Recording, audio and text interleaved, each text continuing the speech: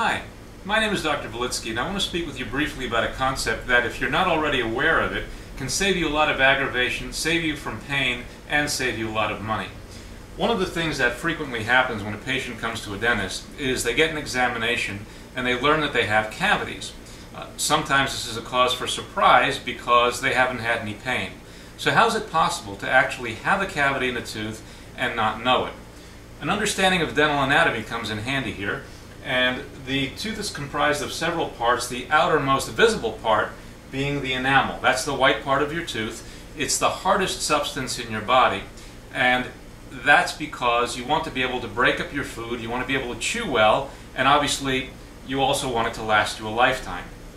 The enamel is the hardest substance in the body and is all mineral, and that means that there are no nerves in that outer part.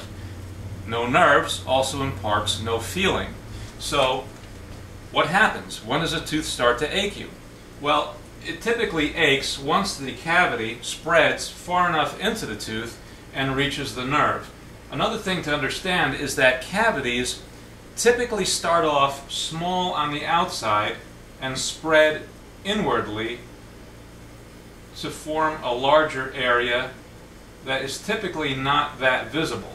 Also, keep in mind that you may have a tooth adjacent here. This is a very common area for people to get cavities, is between the teeth, which is why flossing is so important. But again, notice that as the cavity spreads inward, this might not be visible by you at all. So you can be running around with a cavity, not knowing it, and then suddenly one day it starts hurting and you wonder what happened. But as long as the cavity is in this portion here, chances are you are not going to feel it.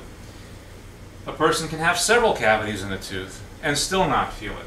So the point is, once it travels and it reaches the dentin, you still may not have sensation, but you want to arrest that cavity before it gets to a point where more tooth destruction becomes necessary to remove it and fill it. When the tooth actually reaches the nerve, then an individual is often facing the situation where if the nerve isn't removed, they will continue to have pain. If they choose not to remove the nerve, then typically they lose the tooth. So this is another thing that you want to avoid. Obviously, you need your teeth to chew well and to stay healthy. The moral of the story: don't wait for pain, because pain is usually the last indicator of a toothache, and unfortunately, fewer teeth means tougher chewing and a harder go of it.